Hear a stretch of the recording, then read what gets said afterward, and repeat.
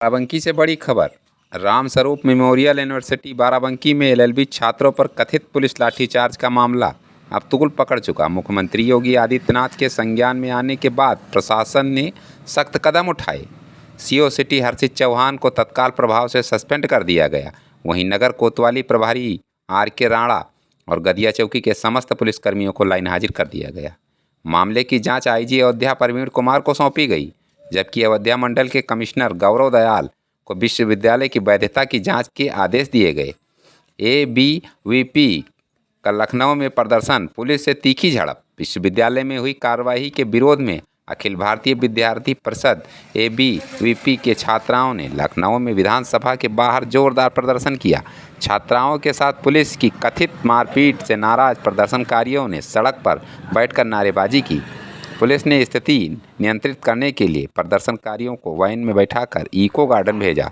इसके अलावा लखनऊ यूनिवर्सिटी के बाहर भी छात्र इकट्ठा हुए और पुलिस वाहनों पर चढ़कर नारेबाजी की। छात्रों ने यूनिवर्सिटी से विधानसभा तक पैदल मार्च निकालने की योजना बनाई, लेकिन प्रशासनिक कार्रवाई के बाद यह मार्च स्थगित कर दिया गया। आइए देखते हैं जेपी न्यूज एक्सप्रेस पर पूरी खबर। चौधरी उस्मान अली की एक खास रिपोर्ट।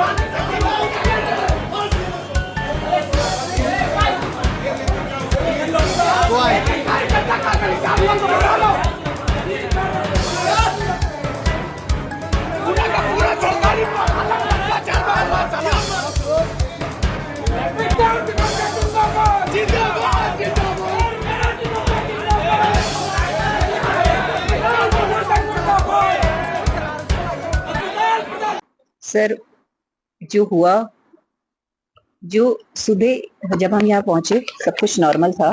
10 बजे हमें पता चला कि एबीवीपी के कुछ लोग गेट पर आए हुए हैं, तो हमने उनसे बात करने की कोशिश की।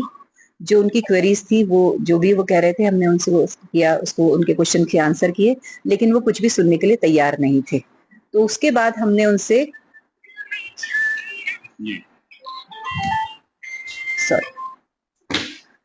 वो कुछ सुनने के लिए तैयार नहीं थे। विश्वविद्यालय प्रशासन ने उनको हर तरीके से सपोर्ट किया और जो भी उनके क्वेश्चंस थे, जो भी उनकी क्वेरीज थी, हमने सब रिजॉल्व, अपनी तरफ से सब रिजॉल्व किया।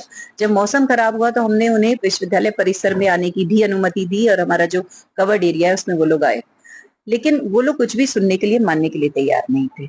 उसके बाद वो लोग फिर से गेट पे जाके पहुंच गए और उन लोगों ने वहां से गेट बंद कर दिया, जिससे हमारे बच्चों को भी, स्टूडेंट्स को बहुत परेशानी हुई। दूसरा, आपका जो आप एलएलबी के लिए बात कर रहे हैं, एलएलबी हमारा 2013 से चल रहा है and it is approved from BCI.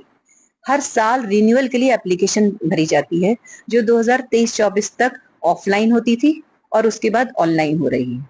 22-23 तक का हमारे पास वहां से लेटर आया हुआ है और रिन्यूअल की एप्लीकेशन हमारी हर साल सबमिटेड है और रिन्यूअल फीस भी सबमिटेड है। दो चीजें होती हैं, एक होता है अप्रूवल, एक होता है renewal. Approved, already approved from the BCI. Renewal का लेटर हमारा अभी नहीं आया है, लेकिन उसका मतलब ये नहीं होता है कि अप्रूवल कैंसिल हो गया। अप्रूवल एक बार आया है। इसमें से एक कोर्स हमने खुद ही सरेंडर किया था, बीकॉम एलएलबी। हमारे यहाँ पहले 4 कोर्स चलते थे, इसमें LLB, BA LLB and BBA LLB and BCom LLB. BCom LLB हमने सरेंडर कर दिया, क्योंकि बीकॉम हमारा अलग से बीकॉम ऑनर्स चलता है। तो बीकॉम एलएलबी हमने सरेंडर किया था और उसका हमने जिस दिन सरेंडर के लिए एप्लीकेशन दी थी, उसका कैंसिलेशन का लेटर हमारा 1 साल बाद आया था, लेकिन हमने उसमें एडमिशन लेने बंद कर दिए। क्योंकि हमने ऑलरेडी कैंसिल कर दिया था, उसको सरेंडर कर दिया था। तो हमारी रिन्यूअल की एप्लीकेशन सबमिटेड है, केवल रिन्यूअल का जो मामला है वो बीसीआई पर लंबित है। We are already approved from BCI. लेकिन छात्रों का जो आरोप था उसमें कहा कि 2022 के बाद से सर बच्चे हैं, इमेच्योर हैं। सवाल है। मैं आपकी बात समझ रही हूँ, उनके सवाल थे। उनको हमने सारी फाइल्स दिखा दी, सारे पेपर्स उन्हें दिखा दिए और दे वर सेटिस्फाइड। हमारे बच्चों से हमने यहाँ एडमिन में भी बात की, उसके बाद हमने उनके ब्लॉक में जाके, मैंने उनके क्लासरूम्स में भी बात की, मैं सारी फाइल लेके गई थी, उन्हें सब दिखाया, दे वर सेटिस्फाइड। बट सर उस दिन भी दिखा दिया था। अभी क्या हुआ उसके बाद, इससे पहले का एक मैटर था जिसमें 2 बच्चों को इनडिसिप्लिन के केस में हमने सस्पेंड किया था। वो लोग एबीवीपी से जुड़े हुए हैं, विद्यार्थी परिषद है, सारे विद्यार्थी जुड़े हुए हैं। जो कल का जो मुद्दा आया जिसमें पूर्व सूचना दिए एबीवीपी के ग्रुप के लोग हमारे यहाँ आए थे, हमें कोई पूर्व सूचना नहीं थी। हमने फिर भी उनको पूरा विश्वविद्यालय प्रशासन ने पूरा सहयोग किया, उनकी सारी बातें सुनी। सस्पेंशन वापस करना एक प्रोसेस होता है। किसी भी मान लिया गलत भी सस्पेंशन हुआ है, उसकी एक इंक्वायरी कमेटी होगी, दोनों पक्षों को सुना जाएगा। अगर बच्चे सही हैं, वो गलत नहीं है, कोई गलत इंफॉर्मेशन आई है तो सस्पेंशन इमीडिएटली रिवोक कर दिया जाता है, लेकिन उसका समय तो दिया जाए। शनिवार को 4 बजे सस्पेंशन के लिए इन्वेस्टिगेशन कमेटी बनी है, सोमवार को सुबह ही हो गया। कल तो हम कुछ सोचने का ही हमारे पास वक्त नहीं था कि हम क्या कर सकते हैं, नहीं तो हम उन बच्चों को बुलाते और उनको बात करते। वो दोनों बच्चे लोहे के गेट पे, बड़े वाले गेट पे, वीडियो रिकॉर्डिंग में, इसमें हमें वीडियो में दिखाई दे रहा था कैमरा में कि गेट पे चढ़ के बात कर रहे हैं। सर ये कोई तरीका नहीं होता है। बच्चों, हमारे ही बच्चे हैं, आइए शांति से बैठिए, बात करिए, हम सारी समस्याओं का निस्तारण करेंगे। तो वो कल जो वहां नारे लग रहे थे वो ये था कि इन बच्चों का सस्पेंशन वापस लिया जाए।